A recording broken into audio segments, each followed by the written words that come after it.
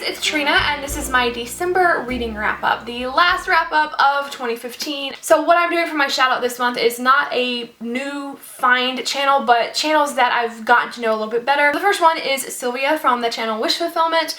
She's been around for a long time. I've known of her, seen her videos, I've seen her in my comments a lot. She does the monthly recommendations group with us, and this month her video of books she recommends to read in 2016 was all non-fiction books, and I really appreciated that. And the second channel I will recommend is Sarah Ann Reads. She has a great way of talking about books and including a wide variety, and she is a fellow Lord of the Rings fan, so have to appreciate that. And I've just been talking to her a lot more on Twitter this month, so both of those channels are ones that you should check out if you're wanting some new people to watch. You may or may not have noticed that I did not do a TBR video for December. The TBR items for this month that I wanted to get to were things that were on my November TBR that I didn't get to in November. So I didn't want to just repeat the same video essentially, so I just didn't do one. I will do a check-in with what I did read from that old November video.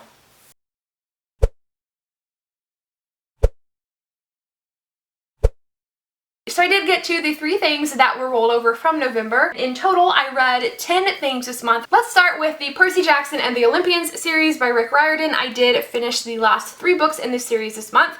I gave 3 stars to The Titan's Curse, 4 stars to The Battle of the Labyrinth, and 4 stars to The Last Olympian. I'm sure you guys know what this series is about. I will do a full series review for the entire series, but I didn't really enjoy The Titan's Curse very much. I found it kind of a struggle to get through it. Some of the situations that Percy gets into are repetitive, and in addition, my favorite characters were not even in this book. They were taken away and we were given new characters, and so I felt like I formed zero attachment because these new characters either immediately left or died, and I had no reason to care about what was happening. But the ending of this book was pretty good. I felt like it set up, you know, the overall dropping books. Excuse me. I felt like it set up the overall conflict of where the final 2 books were going to go, so that did kind of save the rating, and that's why I gave it 3 stars as opposed to 2, because it was kind of close to being a 2-star book for me. And because I did kind of find it a struggle to get through this wash, rinse, repeat narration, I ended up listening to the last 2 books on audiobook, and I actually really enjoyed that format, and it kind of let me get past that narration that I wasn't liking because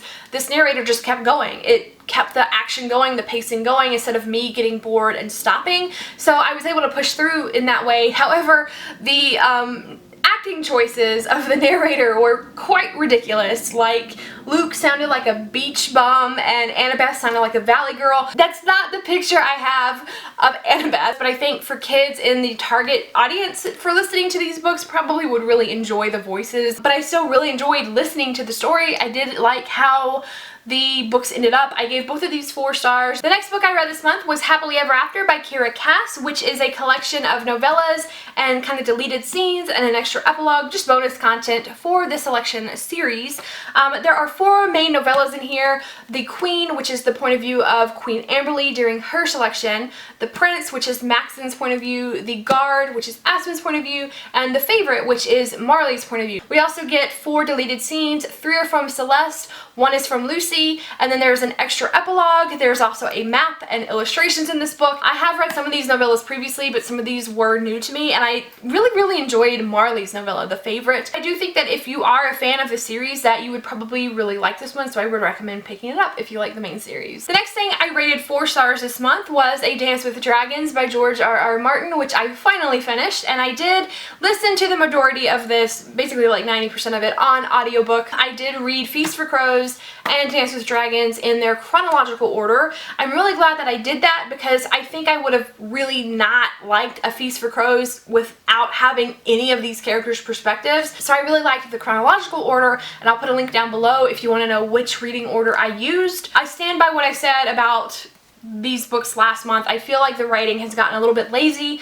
Some of the characters are basically using the same narration styles, which I don't believe that all of these characters would act in exactly the same way, so I feel like some of the characterization is kind of being lost. I feel like there are too many points of views added. There are too many characters, and so our main characters, specifically Tyrion, goes on a long journey throughout this entire book, and at the end he doesn't even meet up with who he's trying to meet up with because we've spent so much time in other characters' points of view, I feel like it was very, very stretched out. Next, I read 3 volumes of the Walking Dead comics by Robert Kirkman. I read volumes 15, 16, and 17. Volume 15 is wrapping up the whole Alexandria storyline, which is where the current season of the show is, and I gave this one 4 stars. We kind of got a new storyline explored in volumes 16 and 17 that seemed to be a much larger threat than we've seen before, and I've heard a lot of comic fans talking about this is the best story arc of the entire series, so I'm really looking forward to that, and I definitely see why, especially volume 17.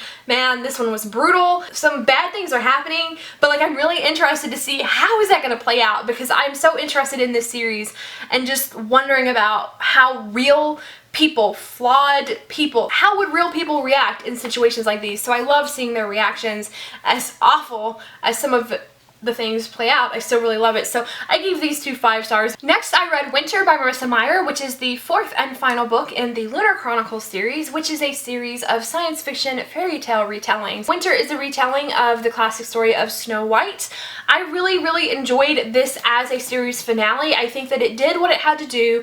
However, I rated it 4.5 stars. The things I really loved about this book were seeing how the Snow White retelling played out. I really loved speculating. Who is the huntsman? How is she going to be poisoned by the queen? Who are the 7 dwarves? I really loved looking into stuff like that and seeing all of the like throwbacks to the original tale. The things that I kind of had trouble with, which is why I took half a star off, is that our main character is Cinder. She was the one that started it all, and Cinder's character development, I feel like, escalated way too quickly. She just starts going in guns blazing everywhere, shooting people up, and I was like, Cinder, girl, when did you become this fierce person? I don't know you as that. Like, I knew she could be, I knew she was going to be, I knew she had to be, but I just didn't see at what point she really got there. You know what I'm saying? Because we had so many different points of view we were trying to cover in this book. I felt like not enough time was really spent developing her change of mindset. But as I said,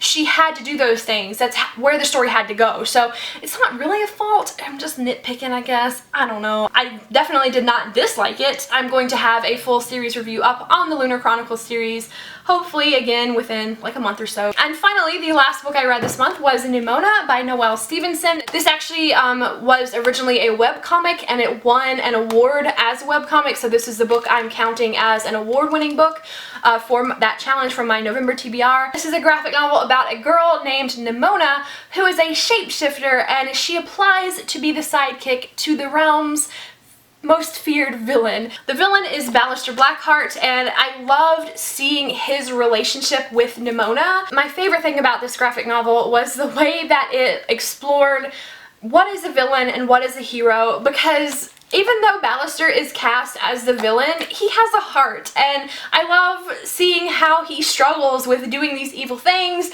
and how he sometimes is like, whoa, Nimona, that's too much. We can't do that. We have rules too as villains. So I really love Ballister. He's one of my favorite characters this year. I wanted to point out the diversity in this book as well. It's never outright stated that yes, these characters are gay, but I did have a friend tell me that at some point she read something from the author saying that yes, it is a canon relationship, it is a romantic pairing, wonderful characters, wonderful artwork. This is my favorite graphic novel of the year. I really love this. Yeah, there are some things that weren't as developed as I wanted them to be, but I don't think that's really a fault, because after all, it is a graphic novel, and that just is kind of what happens in this format. But I really am thrilled with this story, and I would highly, highly recommend it. 5 stars. So that's what I read in December. I hope you guys have enjoyed these mini reviews, and I would love to hear from you. What did you read this month? That is it for 2015. Thank you guys so much for watching, and I will see you in the comments. Bye!